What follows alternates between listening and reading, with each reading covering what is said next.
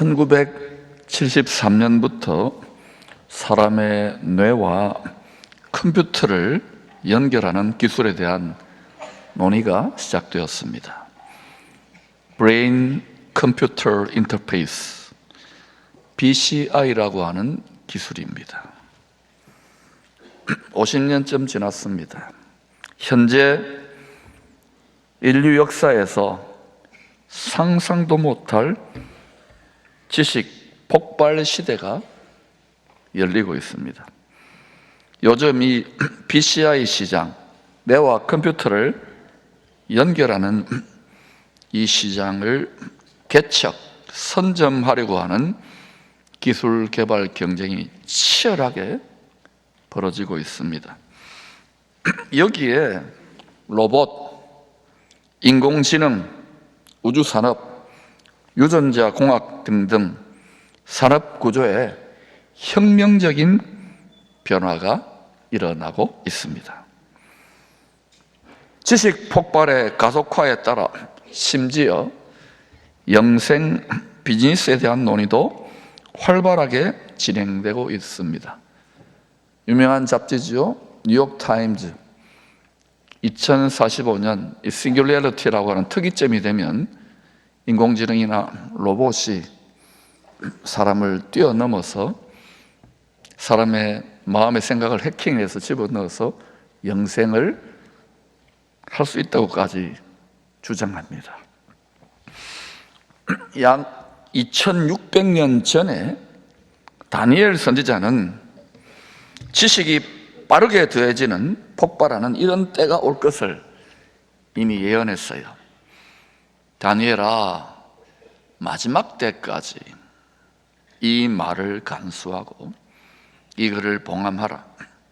지금 예수님 오셔서 마지막 때가 시작됐으니까 이제는 봉인을 뜯어야 되는 거예요. 많은 사람이 빨리 왕래하며, 이제는 마차 타고 배 타고 아니잖아요. 점점 더 빨라질 겁니다. 빨리 왕래하며 지식도 어때요? 더하리라. 세상과 왜 이렇게 와글와글 복잡하느냐고요? 너무 많은 지식과 말들이 안 들어도 되고 안 봐도 돼요. 대충 보면 돼요. 보아야 될, 들어야 될 말들은 뭡니까? 하나님의 말씀, 하나님이 하시는 일, 성령이 하시는 일에 집중하시기를 축원합니다.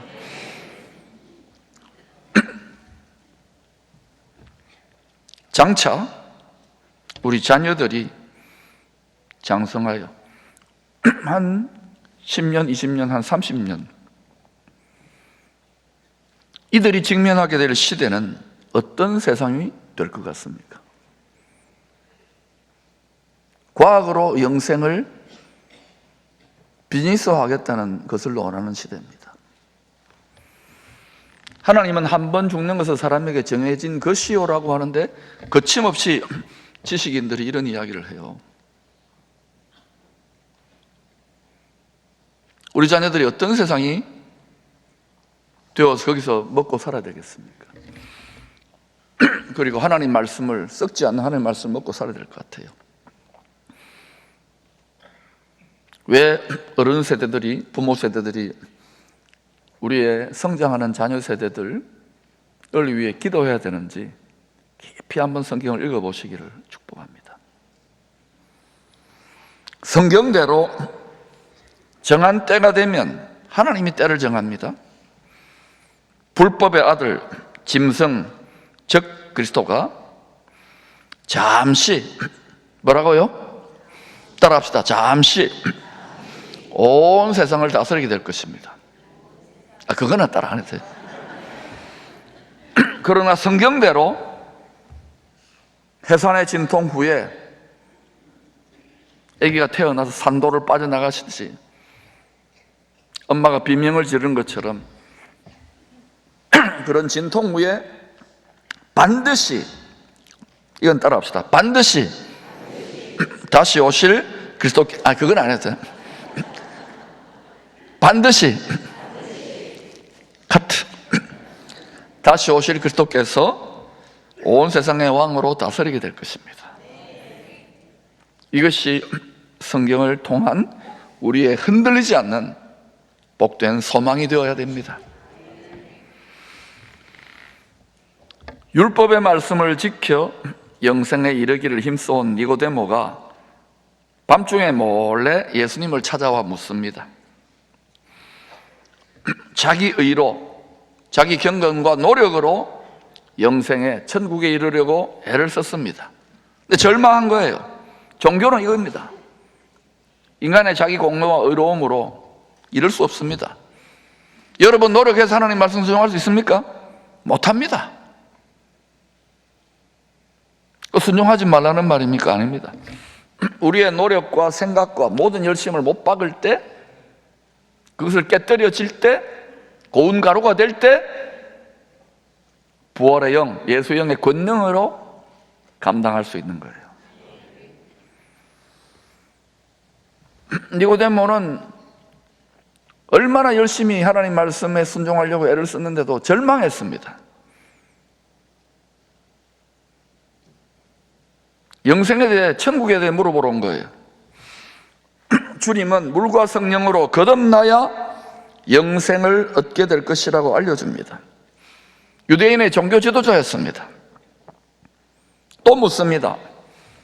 니고데모가 이르되 사람이 늙으면 어떻게 날 수 있사옵나이까? 두 번째 모태에 들어갔다가 날 수 있사옵나이까? 우리 다시 태어난다, 본 어게인, 거듭남이라 그러잖아요. 거듭나고 싶어요? 엄마 뱃속으로 다시 들어가야 됩니다. 니고데모가 이런 정도의 생각밖에 못하는 거예요.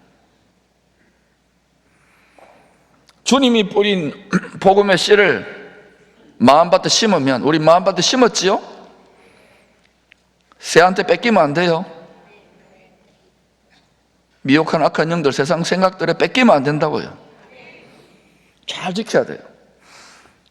심고 가꾸면, 심으면 물과 성령으로 다시 태어납니다. 무엇이? 육체가 아니라 속에 있는 사람, 영혼의 생명이 다시 태어나는 거예요. 정말 그런가? 베드로전서 1장 23절 시작. 너희가 거듭난 것은 썩어질 씨로 된 것이 아니요 썩지 아니할 씨로 된 것이니 살아있고 항상 있는 하나님의 말씀으로 되었느니라. 결국은 이 세상이나 모든 인류의 육체도 다 썩어져 뒷걸로 돌아가더라도, 썩어짐의 종로로도 하고 있잖아요. 오직 하나님의 말씀만이 영원토록 굳게 서게 될 거예요. 영원한 말씀, 이게 만세반석이에요. 이 말씀에 여러분 존재의 본질인 마음의 생각을 굳게 세워야 돼요. 흔들리지 않게. 앞으로 점점 진동하는 일이 많이 있을 거라고 합니다.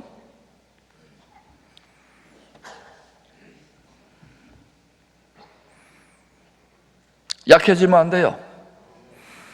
하늘에 있는 지극히 높은 산으로 주의 영으로 인도를 받아 올라가야 됩니다. 그럴 때 이 세상 정사와 권세와 하늘의 악한 영들을 밟을 수 있는 권능을 받아 이 시대에 주의 통로가 되는 거예요. 축복의 수로가. 왜 혼신을 다하여 예배드려야 되는지를 깨닫기를 축원합니다.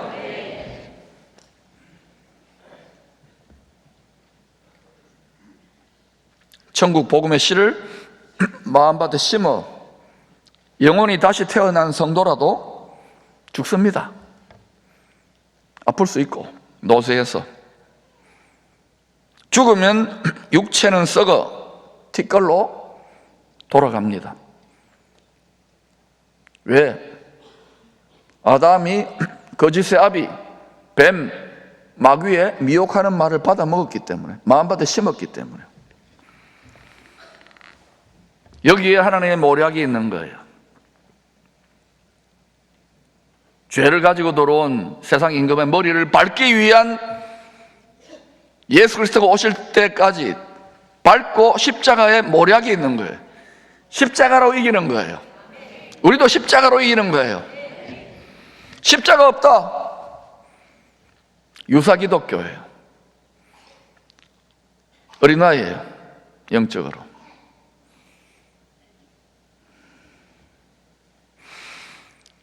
예수 믿는 속사람이 거듭난 성도가 죽어도 실상은 성경대로 그리스도 안에서 잠자고 있는 것입니다.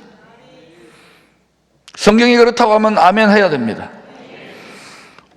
육체가 죽어도 하늘에 계신 예수 그리스도의 약속 안에, 신약입니다, 새 약속 안에 예수님이 대신 죽어주셨잖아요. 부활하셨잖아요. 그 모델을 보여준 거예요. 그 신약 안에 성도의 영생은 숨겨져 있습니다. 주님이 오실 때 깨어나 영생 부활의 몸을 옷 입고 천국을 사는 거예요, 영원히.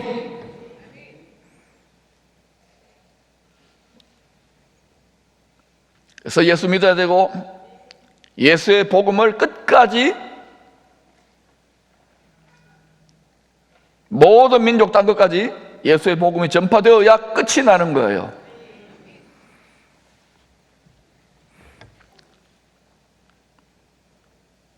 믿음의 결국, 왜 끝까지 믿음을 지켜야 되느냐?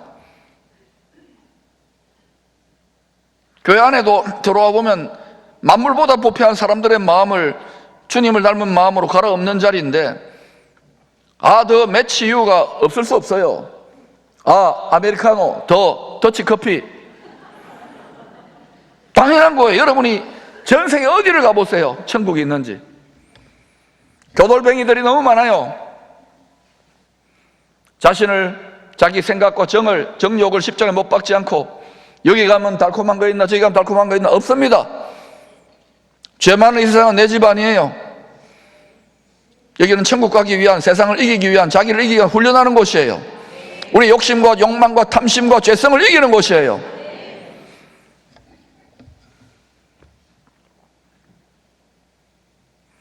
믿음의 결국은 썩지 않을 부활의 몸으로 영생하는 것입니다. 영생 과학으로 우리 뇌에 있는 생각을 해킹해가지고 어디 로봇에 집어넣어가지고 영생한다, 그런 영생은 싫어요. 요즘 그런 걸 원해요. 하나님의 말씀을 굳게 붙들 수 있기를 축원합니다. 최근에 가족의 죽음이라는 큰 슬픔을 천국 영생의 소망으로 이기며 담대히 감사함으로 살아오고 계신 한 분의 간증을 듣고 설교를 계속하죠. 우리 홍은숙 군사님 나오세요. 오래전에 또 남편분 돌아가셨잖아요. 근데 최근에는 또 우리 노모님, 또 아버님, 이렇게 또 참 고생 많이 하셨는데 오늘 간증을 좀 듣도록 하겠습니다. 박수 한번 드리십시다.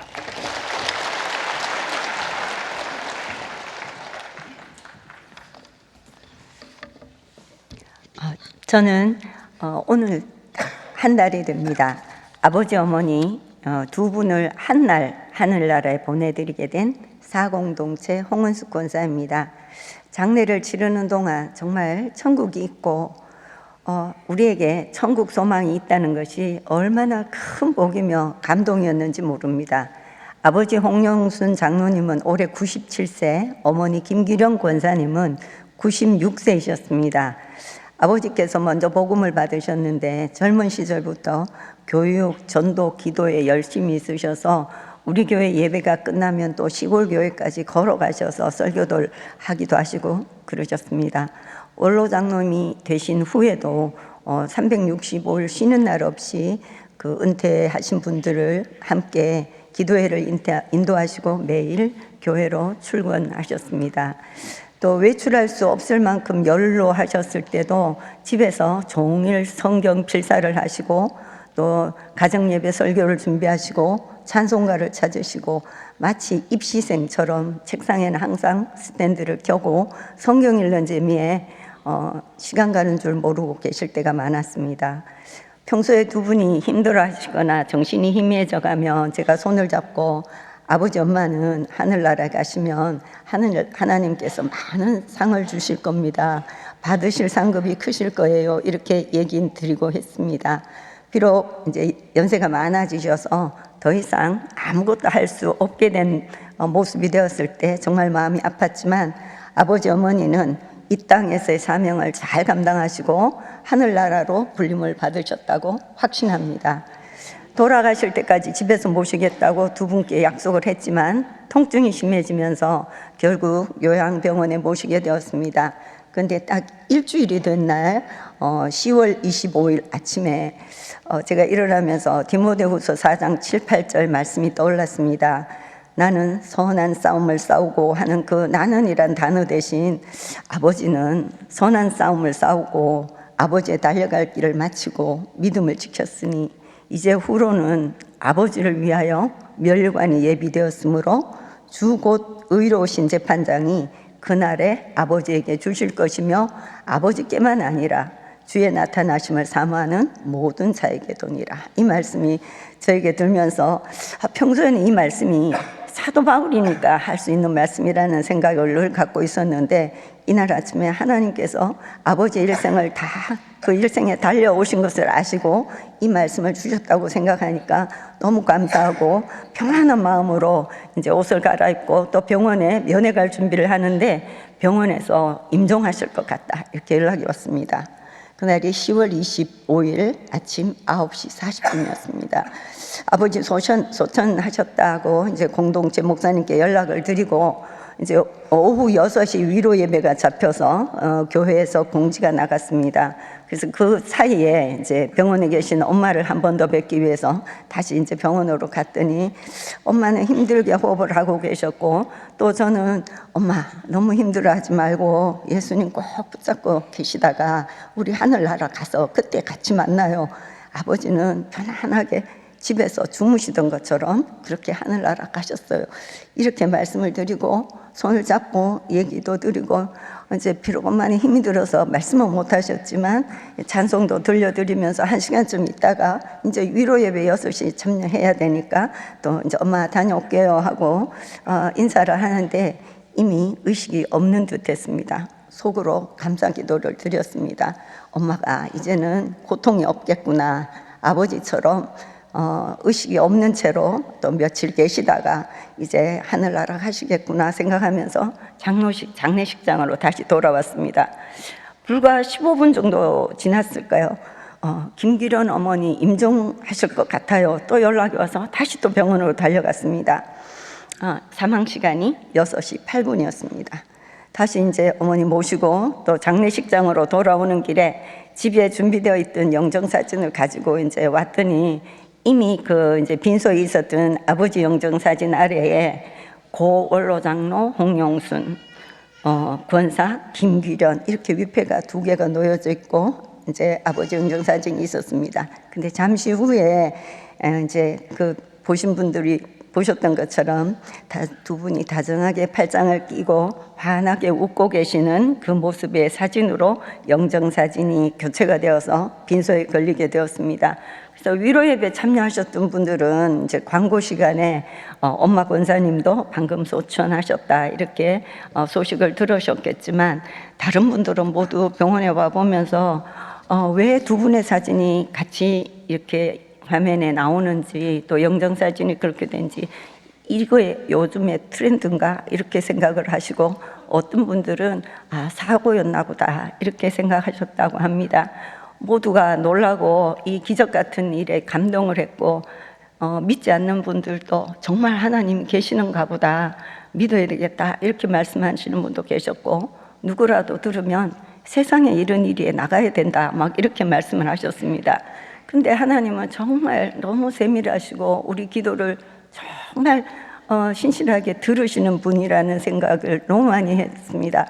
왜냐하면 평소에 엄마가 아버지 손을 잡고 우리 하늘나라 같이 갑시다 맨날 이렇게 말씀을 하셨고요. 저희도 덩달아서 하나님 함께 불러가 주세요 이렇게 기도를 했는데 물론 당연히 하나님 그리 안 하실 줄 생각하면서 그렇게 습관처럼 기도했는 것 같습니다. 근데 우리는 이걸 기적이라고 하지만 하나님께서는 우리가 기도했으니까 당연히 기도를 들으신 거고 또 우리에게 가장 좋은 시간과 가장 좋은 방법을 허락한 것이고 또 저희 자녀들로서는 확신과 천국의 소망을 주시는 그런 일이었다고 너무 감사하며 확신합니다. 두 분이 서로 경쟁하듯이 건강 상태가 막 나빠지는 모습을 보면서 하나님께서 우리에게 주실 메시지가 있으신 것 같다, 이렇게 저희들도 생각했습니다. 그래서 하늘로 올라가는 엘리야를 쫓아가며 갑절의 영감을 구했던 엘리사처럼 저도 하나님, 두 분의 마지막 보내드리는 일을 통해서 갑절의 능력을 얻는 기회가 되게 해주십시오, 이렇게 건방진 기도를 드리기도 하고, 또 힘들어 하실 때는 빨리가 데려가 주십시오, 이렇게 기도도 했지만 이렇게 한날 불러가시는 것은 전혀 생각지 못했습니다. 그러나 이 두 분을 함께 천국으로 보내드리는 장례식을 치르면서 정말 천국 환송잔치로 너무나 기쁘게 감동적인 시간을 보낼 수 있게 해주신 하나님의 은혜가 너무 감사합니다. 모든 것이 너무 아름답고 은혜로운 시간이었고, 하나님께서 두 분에게 하늘나라의 상급을 주실 뿐 아니라 남은 우리에게도 하나님은 이렇게 상 주시는 분이시란다, 이렇게 보여주는 큰 잔치 같았습니다. 저는 이제 다짐합니다. 늘 말씀하시던 대로 형식적으로 믿지 말고 진실되게 하나님 잘못해야 한다, 아버지가 늘 그렇게 말씀하셨거든요. 이 믿음의 당부, 또 몸소 보여주셨던 그런 겸손한 헌신하시던 모습, 또 우리 손자 손녀들을 위해서 축복 기도를 해주시던 그 모습을 잘 배우려고 합니다. 32년 전에 저희 남편을 이제 중국 보냈었는데, 그때도 천국에 대한 확신은 있었지만 남겨졌다는 슬픔을 이겨내려고 애를 쓰면서 살았던 것 같습니다. 그런데 지금은 그 슬픔이 사라지고 하나님께서 평안만 남게 해주셨습니다. 그래서 슬픔으로 아파할 딸을 위해서 오랜 기간 동안 하나님께서는 이 부모님의 기도와 격려로 힘을 도우도록 허락하신 것 같습니다. 그래서 저는 더 이상 이제 교회에서 수가 널 위해서 기도하고 있다, 이런 말을 제게 해줄 분이 남아있지 않는 것 같습니다. 그래서 아쉽고 또 눈물이 나지만 이제는 제가 아버지처럼 그 자리에 또 엄마의 그런 모습이 되어야 한다는 부담이 크지만 그래도 하나님께서 하게 해주실 줄로 믿습니다. 왜냐하면 생명력이 있고 이런 말씀이 선포되는 교회에 또 기도와 찬양이 뜨거운 하나님의 임재를 경험할 수 있는 그런 예배가 항상 드려지는 기쁨의 교회에 제가 있기 때문이라고 생각합니다. 그래서 부어지는 이 하나님의 은혜에 힘입어서 부족하지만 다음 세대를 위해서 우리 두 분처럼 경건의 밑거름이 되는 그런 바르실레 같은 부모가 되기를 간절히 소망해 봅니다. 저는 새가족부를 섬기고 있는데요. 그러나 이 새가족을 섬긴다는 말은 정말 부끄럽다는 것을 매주일 느낍니다.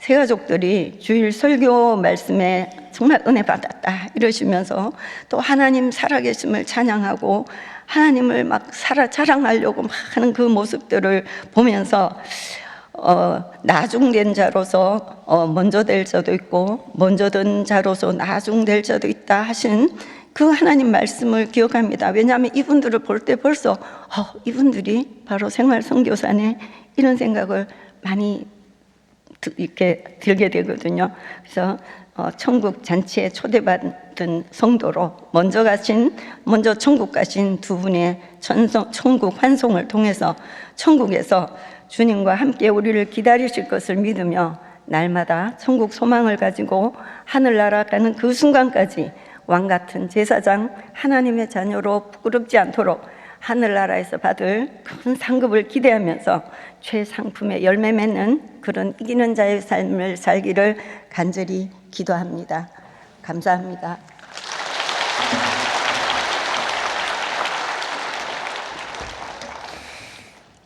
신앙생활은 달려가는 겁니다. 여러분 주춤주춤 방황하면 안 됩니다. 갈 길을 밝히 말씀과 성령으로 보고 끝까지 달려가야 돼요. 어떤 경우에도 달려가야 돼요. 영원한 상이 있습니다. 영원히 썩지 않는 면류관이 있습니다. 빼앗기지 마시기를 축원합니다. 복음의 씨로 속사람이 다시 태어난 성도의 영생은 위에 있는 예루살렘 어머니의 모태에 숨겨져 있습니다. 갈라디아 4장 16절, 오직 위에 있는 예루살렘은 자유자니, 죄와 사망으로부터 자유하는 겁니다. 곧 우리 어머니라. 하늘의 예루살렘이 어린 양의 아내, 우리의 영원한 모국이에요. 어머니의 품이에요. 하나님 어머니 같은 것은 없습니다. 우리가 장차 들어갈 영원한 안식처 새 예루살렘이 우리의 어머니 품이에요. 복음의 씨로 다시 태어난 영혼은 하늘의 예루살렘, 엄마의 태중에 있는 태아와 같은 상태에 있습니다. 눈에 보이지 않아요. 육체로는 엄마 뱃속에 있는 거예요. 위에 있는 예루살렘에 있는 거예요. 이것을 믿어야 됩니다. 복음으로 갓 태어난 영혼의 새 생명은 천국의 참빛, 그 영광을, 빛을 지각할 수 있는 시각, 청각, 후각, 미각, 촉각이 아직 발달되지 않은 상태입니다. 미숙한 거예요. 말씀을, 성령을 일용할 양식과 생수로 잘 먹고 소화하여 속사람이 무럭무럭 계속하여 주님을 닮아가야 하는 것입니다. 교회 왔다 갔다 한다 하더라도 전혀 속사람이 성장 못할 수 있어요. 직분을 가졌다 하더라도 말씀을 종교적인 그저 지식이나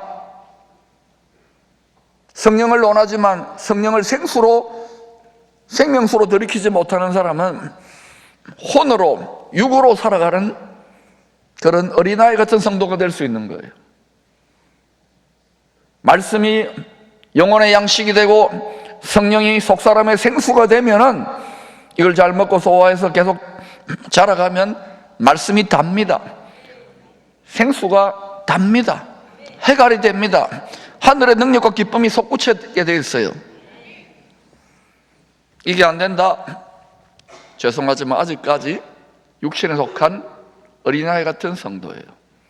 그렇게 누가 만드느냐? 자기 자신의 육신의 생각이 하나님과 그리스도의 십자가의 원수로 행하게 만드는 이 썩어질 육신의 생각에 결박당해 있는 거예요. 잔인하게 흉악하게.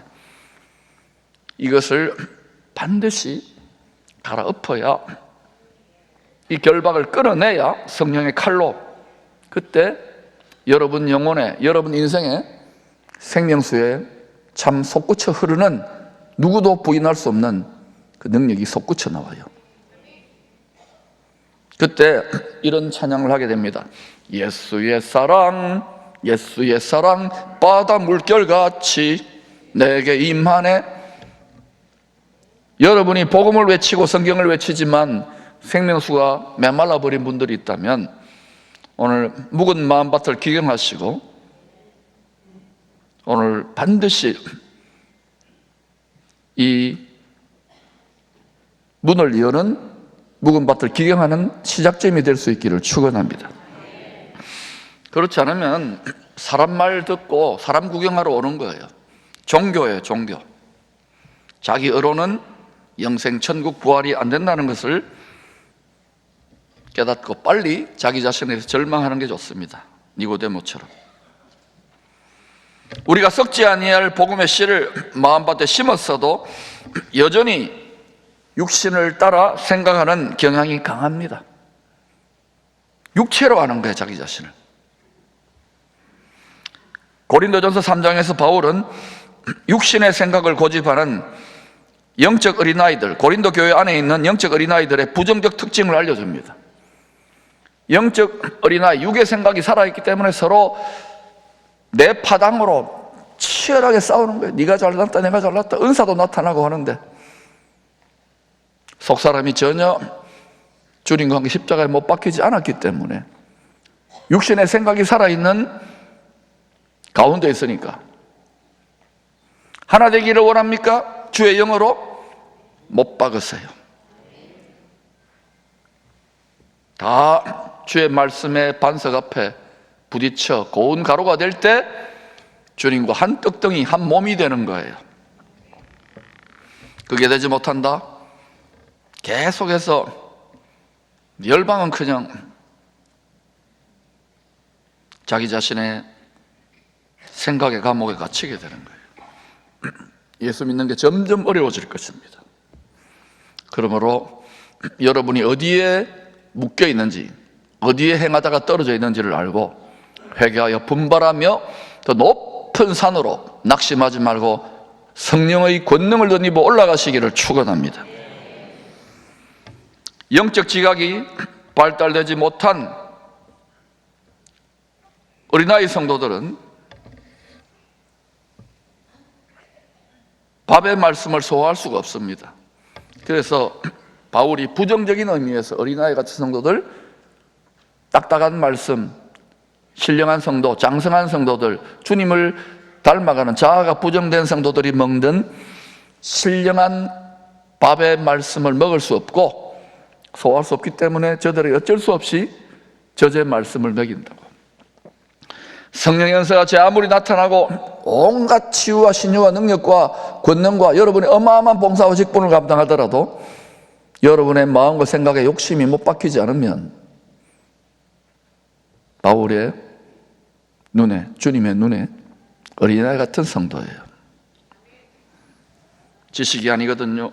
십자가의 사랑을 깨달아 머리에서 내 심장으로 이식이 되어야 되는 거예요. 십자가의 사랑이. 그러면 자신을 희생제물로 드리고자 하는, 산 희생제물로 드리고자 하는 마음이 솟구치게 돼 있어요. 주님의 남은 고난에 내 몫에 태인 십자가대로 참여하는 것이 특권이 영광이요 즐거움이 되는 것입니다. 높은 산으로 올라가시기를 축원합니다. 반대로 주님은 이 어린아이들의 긍정적인 측면에 주목했습니다. 천국에서 큰 자가 누구인지 주님을 따라다니던 제 3년간이나 따라다니는 제자들인데도 지식이 꽉 들어차 있잖아요. 주님의 기적도 많이 봤잖아요. 그런데도 제자들이요, 서로 내가 더 천국에서 크다고, 주님이 메시아 왕국을 세우면 내가 더 큰 자라 될 거라고 서로 육신의 생각으로 싸우고 있는 거예요. 주님요 십자가 지러 가는데. 이게 자기 부인이 되지 않은, 육신의 생각과 육의 정욕이 못 박히지 않은 성도들의 한계예요. 그 제자들에게 주님이 이렇게 말합니다. 아이들의 부정적인 측면이 아니라 긍정적인 측면으로 어른들 앞에서 자기를 낮출 줄 아는 특징에 주목하여 가르칩니다. 어린아이들 같이 가장 높으신 주님 앞에서 자기를 낮추고 순종하는 자가 천국에서 큰 자가 될 것이라고 합니다. 교회 어른들이 너무 많아요. 저를 포함해서 모든 성도들은 영원하신 하나님 아버지 앞에, 영존하시는 주님 앞에 다 어린아이요 애기들입니다. 도토리 키재기예요. 과분하신 십자가 피의 은혜로 우리가 어렵다고 뒤집어 쓰고 있는 거예요. 여러분이 어려워지면 어려워지는 만큼 하나님이 사람이 되신 예수님을 못 받게 돼 있어요. 우리가 어려우면 어려운 만큼 누군가를 못 받게 돼 있어요. 행복하지 않아요. 그런 되면 화목해하는 말씀을 전할 수 있는 기쁨이 솟구치지 않아요. 여러분은 육에 속한 영적인 어린아이인지 아니면 장성한 십자가를 질 수 있는 말씀의 고봉밥을 먹을 만한 신령한 성도인지, 다 신령한 성도라고 우기겠지요. 영혼의 속사람, 눈에 보이지 않지만 언젠가 우리가 주님 앞에 나가서 육을 먹고 벌거벗은 것처럼 만물이 주 앞에 드러날 때 정직하게 말한다면 너무나도 많은 분들이 자기 속사람, 자기 영혼의 상태에 대해서 충격을 받을 겁니다. 좀 열심을 낼 거예요. 말씀을 밥으로 먹기를 축원합니다. 기도를 물 먹듯이 해야 돼요. 왜 그걸 안 하느냐? 종교를 생각할 뿐만 아니라 그만한 영적 전쟁과 연관이 안 돼 있기 때문에 그래요. 기도할 필요가 없는 거예요. 등 따시고 배부르고 편안한데 뭐. 이 시대가 그런 시대예요. 앞으로 시대가 얼마나 빠르게 급변하는지 성경대로 이 영안이 열리기를 축원합니다. 우리는요, 자기 자신이 하나님보다 더 높은 판단의 자리에 앉아 재판관이 되어서 심지어 하나님 말씀인 성경조차도 자기 생각으로 선악지식 판단하며 살지는 않았나요? 요거는 내 마음에 드니까 벽에 붙여놓고 비나이다 비나이다, 요거는 내 마음에 안 드니까 순종 안 해. 이게 여러분 우리의 생각으로 하나님을 말씀을 잣대로 재고 판단하는 거예요. 못 받기를 축원합니다. 여러분이 계속 거리낌이 있고 순종이 잘 안 되는 이 부분 외면하지 마시고, 거울을 보고, 지금 이 말을 하나님 말씀을 제가 한 거예요. 성경에 거울을 보고 여러분의 생각을 못 받고 그 말씀대로 행하려고 생각을 바꾸려고 해보세요. 처음에는 힘들어요. 생각과 감정과 의지의 저항과 반란이 일어날 겁니다. 습관이 잘 안 고쳐질 그런데도 계속 해야 돼요. 계속 격려해 드릴게요. 또 여러분은 여러분 자녀들도 그렇게 육의 생각에서 성령의 생각으로 바꾸어 가야 돼요. 그럴 때 다가오는 시대를 일평생 넉넉히 감당할 수 있고 이길 수 있는 거예요. 이 세상은요, 공중의 권세 잡은 자들이 다 가지고 놀고 있거든요. 지금 우리가 가장 높은 하늘의 시온산 보좌까지 주의 영으로 높이 날아올라 밟아야 될 때입니다. 그래서 예배가 중요한 거예요. 마지막에는 예배의 대결, 참된 예배의 대결입니다. 바울은 하늘에 계신 아버지 앞에서 주님께서 아이같이, 어린아이같이 자기를 낮추고 순종하는 모범을 보여주신 모습을 이렇게 묘사합니다. 너희 가운데에서 전파된 하나님의 아들 예수 그리스도는 예하고 아니라 함이 되지 아니하셨느니라. 그에게는 뭐만 됐다고요? 부모님이나 어른들이 얘야 이거 좀 심부름 좀 해오라, 이것 좀 해오라, 또 때로는 저기 좀 멀리 좀 걸어가서 이거 좀 해오라 그러면요, 싫어, 안 해.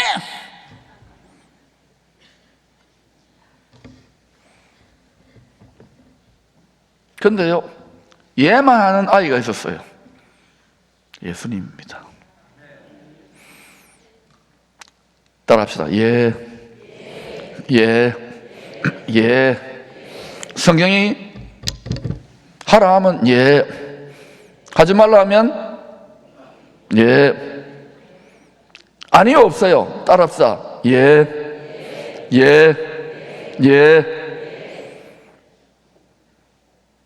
다음 주에 또 no 할 거예요.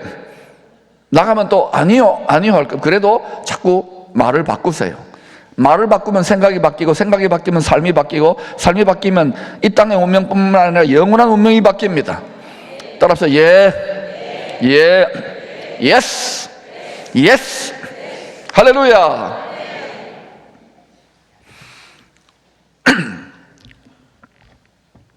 주의 말씀에 예만하는 착한 아이 같은 성도들이 다 될 때 우리 모두는, 여러분의 자손들은 천국에서 큰 자가 다 되실 것입니다. 너무 어른이 되어버렸어요. 너무 생각이 복잡하고 계산이 많아요. 구원받은 성도들이 영생을 사는 천국집과 거짓 아비의 말을 따라 살던 자들이 끌려가 영원히 형벌받는 지옥이 있다고 합니다. 누가? 주님이. 우리가 믿는 주님이. 천국 본향집을 상속받는 자들이 있는가 하면 둘째 사망에 처할 자들도 있습니다. 그러나 두려워하는 자들과 믿지 않은 자들과, 교회를 나오는데도 성경을 안 믿고 예수님을 안 믿어요. 하나님을 안 믿어요. 믿지 아니하는 자들과 흉악한 자들과 살인자들과 음행하는 자들과 점술가들과 우상 숭배자들과 거짓말하는 모든 자들은 불과 유황으로 타는 못에 던져지리니 이것이 둘째 사망이라. 죽는 것은 아닙니다. 심판의 부활로 영원히 형벌받는 죽음보다 못한 처지가 되기 때문에 둘째 사망이라고 하는 거예요. 사람은 한 번만 죽어야지 두 번 사망하면 절대 안 돼요. 주님이 얼마나 절박하게 지옥이 아닌 천국에 들어가야 한다고 말씀하고 계십니까? 내 눈과 손과 발이 죄짓게 하거든 눈을 빼버리라, 손발을 찍어내버리라. 차라리 장애인으로 영생에 들어가는 것이 지옥 불에 던져지는 것보다 낫다고 말씀하십니다. 요즘 이런 말씀을 농담으로 여겨요. 세상 사람들은 뭐 당연히 그렇게 해도 되겠지만 교회 안에 있는 분들도 조차 롯의 때와 같고 노아의 때와 같은데, 롯의 때 어떤 일이 났습니까? 롯 사위들이 농담으로 여겨요. 농담으로 불의 심판을 농담으로 여기지 마시기를 소망합니다. 가장 좋은 축복은 할아버지, 할머니, 부모, 자녀, 손주들까지 3대, 4대가 한 말씀, 한 성령, 한 마음 안에, 한 생각 안에 정렬되는 것입니다. 다 예수를 믿지만 육의 생각이 아니라 성령의 생각으로 정렬되는 은혜가 임하기를 축원합니다. 말세에 내가 내 영으로 3세대에게 부어주시는 거예요. 그 성령 안에 3세대가 다 마음과 생각과 감정이, 의지가, 말이 정렬될 때, 환상을 보고 예언을 하고 꿈을 꾸는 그 꿈 안에 행할 때 하나님은 어떤 상황 속에서도 그들을 천국에서 큰 자로 예비하십니다. 전능하신 하나님의 실력을 믿으십시오.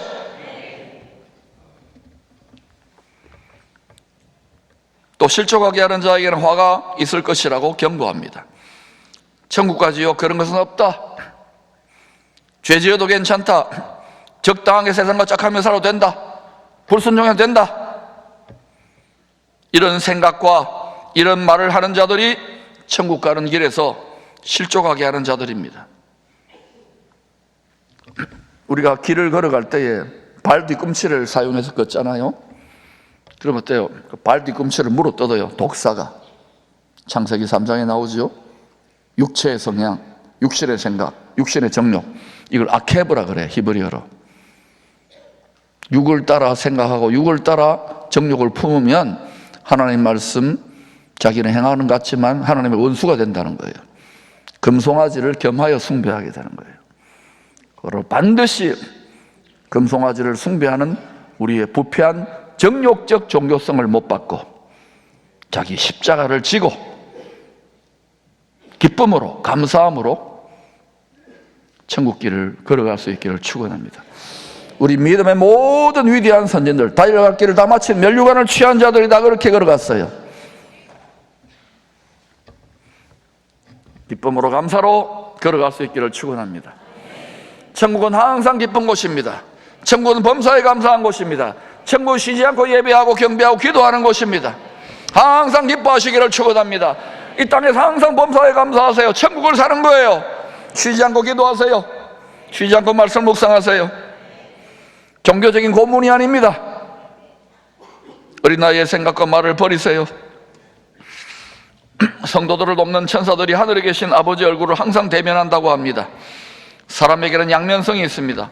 우리 마음의 생각에 선택을 따라 천사가 될 수도 있고 악마가 될 수도 있습니다. 성도도 똑같아요. 한순간에 훅 가는 거예요. 다윗을 보세요. 이 세상의 사람 천사처럼 우리들 하나님의 뜻을 계속 일평생 행할 때 전능하신 하나님이 부리시는 천사들이 우리를 위하여 악한 마귀 군사들과 싸워 죄를 이기도록 도와주십니다. 이제는 하나님과 동력, 천군 천사들과 동력해야 될 때입니다. 히브리서 1장 14절, 모든 천사들은 섬기는 영으로서 구원받을 상속자들, 우리들입니다. 위하여 섬기라고 보내심이 아니냐. 우리가 행할 때 주의 성령과 말씀도 동행하지만 우리가 하나님의 뜻을 행하면 천군 천사들도 전능하신 하늘의 군대도 우리와 동행한다는 것을 믿고 끝까지 왕의 가마, 영광의 왕의 생명의 성령의 법궤, 자기 십자가를 지고 주의 뜻을 이루는 삶을 사셔야 합니다. 그럴 때 하나님의 군대가 저와 여러분의 삶을 둘러 진치고 도와주십니다. 영생의 씨를 마음밭에 심어 다시 태어난 우리 영혼은 마치 엄마 모태에 갇혀있는 태아와 같은 상태입니다. 어둠 가운데 있지요.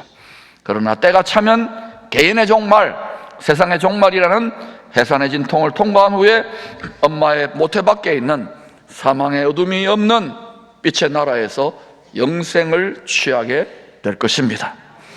그때 비로소 육체에 잔인하게 묶여져 썩어짐의 종로로 타는 이 어둠의 세상에 대한 지독한 애착을, 탯줄을 끊고 영원한 안식을 누리게 될 것입니다.